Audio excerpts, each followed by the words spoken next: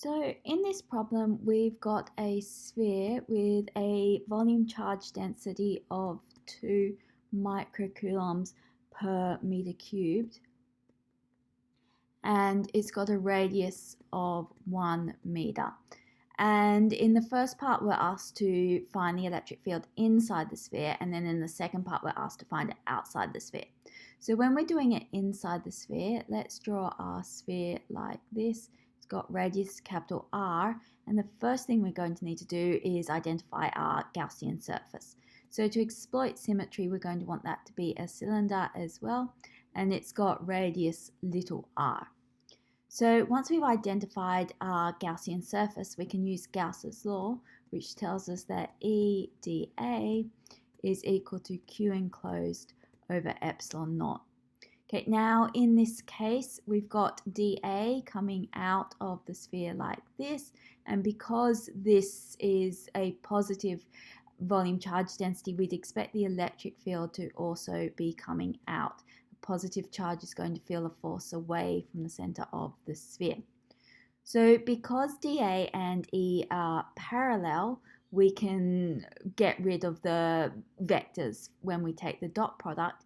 And the other thing that we can do is assume, because of the symmetry, that the electric field is constant over this surface. So E and dA are parallel. And the other thing is it is reasonable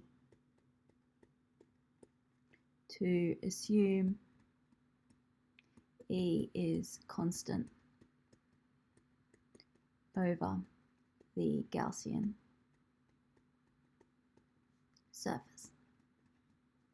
So taking these things into account, we can rewrite this as E, pulling the electric field out the front because it's constant over the surface, and then getting rid of the dot product. So we've got dA is equal to Q enclosed over epsilon naught.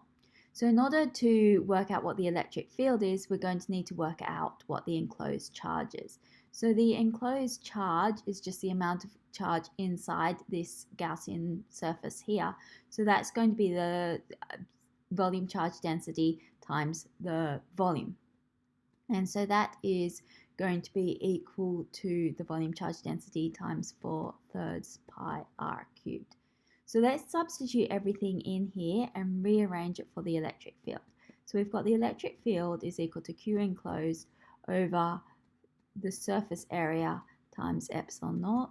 So this is rho times 4/3 pi r cubed divided by the surface area, which is 4 pi r squared times epsilon naught. So you can see the 4 pi's cancel out. We've got an r squared here and an r cubed here. So that's just going to leave one r on the top. So this will be rho r, and then we've got this 1/3 on the top. So that'll be over 3 epsilon naught. And we can then evaluate this. So we've got 2 times 10 to the minus 6 times r, which is a variable, so we need to leave that as little r, over 3 times 8.854 times 10 to the minus 12, which we evaluate on the calculator, and to two significant figures, we get 7.5 times 10 to the 4 r is the expression for the electric field inside the cylinder. Now in the second part of the question, not the cylinder, the sphere. In the second part of the question, we've got the same sphere, but now we're considering surfaces outside it. So we've got a Gaussian surface like this now, where little r is bigger than bigger. Now this reasoning is exactly identical as in the first part. In this surface here, we'll have dA going out and E parallel to it, and because of the symmetry, it's reasonable to assume that the electric field is constant over that. So we've got this same expression here. So we can write that, let's just rearrange it. So we've got the electric field is equal to Q enclosed over the surface area times epsilon naught. But what we'll need to do now is calculate Q enclosed. Now in this case, the entire sphere is inside our surface. So the enclosed charge is going to be the density times the volume, and this will be the volume of this sphere here, which has a radius of 1 meter. So this will be equal to 2.0 times 10 to the minus 6 times v, which is 4/3 times pi, times capital R cubed, which is 1 cubed.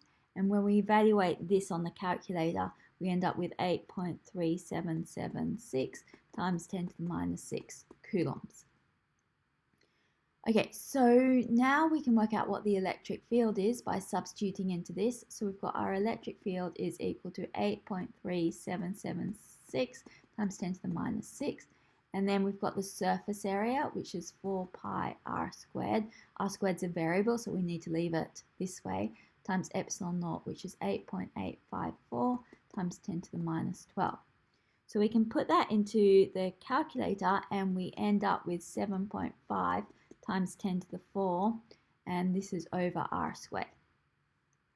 Now, we should check our answer. A reasonable way to check it here is that we expect our electric field to be continuous. So at the surface, we would expect, which is at radius 1 meter, we'd expect these two to have the same answer. You can see if we put in 1 for r here, and if we put in 1 for r here, then in both cases we're going to end up with 7.5 times 10 to the 4. And this will be in newtons per coulomb when r is in meters. So that's how we can solve this problem.